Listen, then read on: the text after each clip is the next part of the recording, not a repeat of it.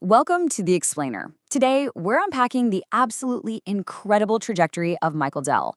We're going to trace his entire path, from a resourceful teenager hustling down in Houston, all the way to becoming a global tech titan whose influence literally shapes the modern digital infrastructure landscape we use today. All right, let's just start right here with a truly staggering number. $212.8 billion.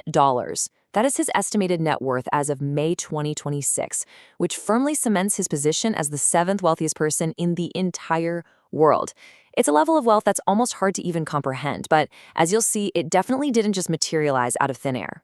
Because when you see a number like that, it kind of forces you to ask the ultimate question, right? How in the world did a pre-med student working with a tiny $1,000 startup budget achieve this unbelievable scale? I mean, how do you actually get from a tiny university dorm room to a $200 billion empire? Well, to find out, we're going to trace the evolution of this entrepreneur through 5 distinct eras: the dorm room hustle, the direct sales revolution, the dealmaker era, controversies and comebacks, and finally, a billion-dollar legacy.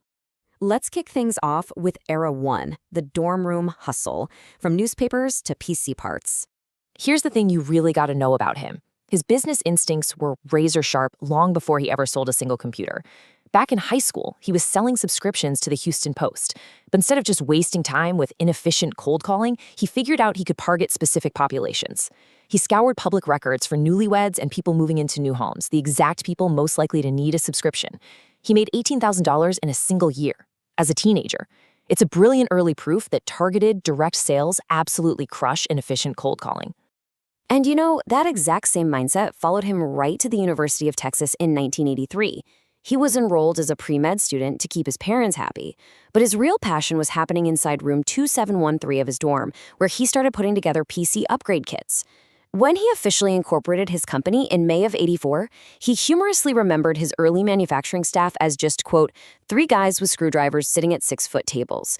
That was the whole operation. Total startup cost, just $1,000. Which leads us directly into Era 2, the direct sales revolution, or eliminating the middleman.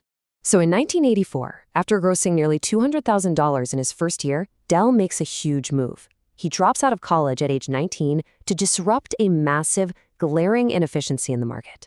See, the traditional retail model meant building computers, shipping them to some middleman, and then just waiting for consumers to hopefully buy them. It added massive overhead costs. Dell's revolutionary strategy was to completely bypass all of that. He would only manufacture computers after receiving orders and then sell them straight to the consumer. No retail markup, no massive dusty inventory sitting in a warehouse. And because he didn't have the heavy overhead of actual computer stores, he could easily win state contracts and scale up ridiculously fast. The momentum here is wild. Founded in '84, right? By 1992, at just 27 years old, he became the youngest CEO ever to have a company ranked in the Fortune 500. By '96, they were selling computers over the early internet, pulling in $1 million a day in sales within a year. And by early 2001, Dell blew past Compaq to become the absolute largest PC maker in the world. But once you conquer the PC market, the landscape shifts. That brings us to Era 3, the dealmaker era, scaling through acquisitions.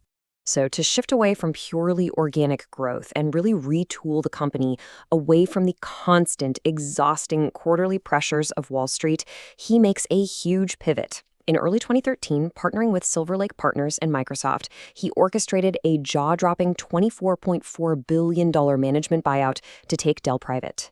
He secured a 75% personal stake, and at the time, this was actually the largest buyout since the Great Recession.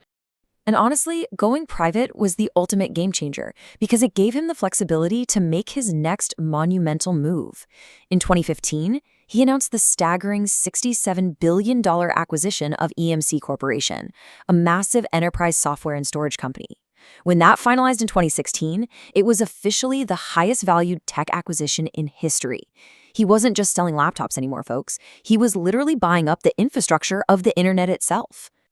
Now, building an empire of this magnitude is never without its hurdles. That brings us to Era 4, controversies and comebacks, navigating obstacles. Because yes, this hypergrowth absolutely faced some severe stress tests. For instance, in July 2010, Dell Inc. agreed to pay a $100 million penalty to settle SEC charges regarding disclosure and accounting fraud. This involved undisclosed payments from Intel Corporation. As part of that settlement, Michael Dell himself agreed to pay a $4 million penalty. It's a significant moment of controversy during his tenure that we have to note impartially. But overcoming turbulence has always been a massive part of his playbook. After that 2010 settlement, he used that 2013 private ownership phase to completely restructure the company behind closed doors, successfully returning Dell to the public market in 2018, and proving he can always adapt to the bleeding edge. In May 2024, Dell announced a massive partnership with NVIDIA and ServiceNow to launch AI factories, providing fully scalable AI infrastructure to enterprise clients. This continuous, relentless adaptation leads us straight into our final chapter, Era 5, a billion-dollar legacy, wealth, and influence in 2026. So today, that $212.8 billion net worth we talked about, it's a highly diversified machine. Roughly 50% comes from his stake in Dell Technologies. Another 40% is from his massive stake in VMware, which was a direct result of that historic EMC acquisition.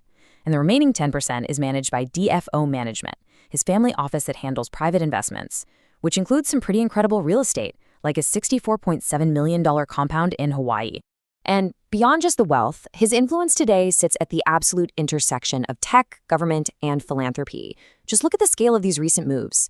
He and his wife, Susan, announced a $6.25 billion donation to fund government-backed investment accounts known as Trump accounts to put $250 into the accounts of 25 million children from lower-income zip codes. On the corporate side, Dell Technologies just secured a massive $9.7 billion deal to provide software to the U.S. military under the second Trump administration. And he was also recently reappointed to the President's Council of Advisors on Science and Technology. It's a truly massive macroeconomic footprint. So, from scouring public records just to sell newspapers, to assembling PCs on 6-foot tables in a dorm, to executing the biggest tech buyout in history, and commanding a $212 billion empire, it is a wild ride. And as you think about the sheer scale and adaptability of this journey, it really leaves you wondering, as the whole world pivots towards this AI-driven future, what massive global inefficiency will this ultimate problem solver target next?